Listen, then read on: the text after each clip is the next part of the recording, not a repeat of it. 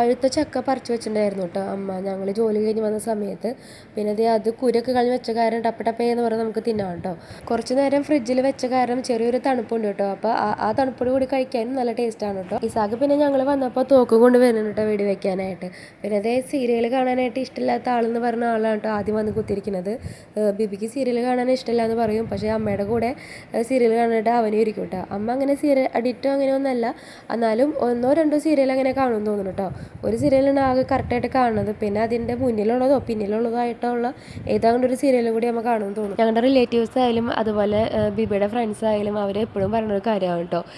ഏതെങ്കിലും വീട്ടിൽ, ഞങ്ങളുടെ വീട് അടുത്തായതുകൊണ്ട് തന്നെ ഏത് വീട്ടിലാണോ നല്ല കറികളുള്ളത് അവിടേക്കാണ് ബിബി ഫുഡ് കഴിക്കാൻ പോവുള്ളൂ എന്ന് പറഞ്ഞിട്ട് പറയും കേട്ടോ. അത് കറക്റ്റാണ് കാര്യം. കാരണം ഇന്നിപ്പോൾ ഞങ്ങൾ വൈകുന്നേരം വന്നേക്കുന്നത് ബിബിയുടെ വീട്ടിലേക്കാണ് കേട്ടോ. അവിടെ ഇറച്ചിയുണ്ട്, പോർക്കിറച്ചി ഉണ്ടെന്ന് പറഞ്ഞപ്പോൾ നേരെ ഞങ്ങൾ അങ്ങോട്ട് പോന്നു കേട്ടോ.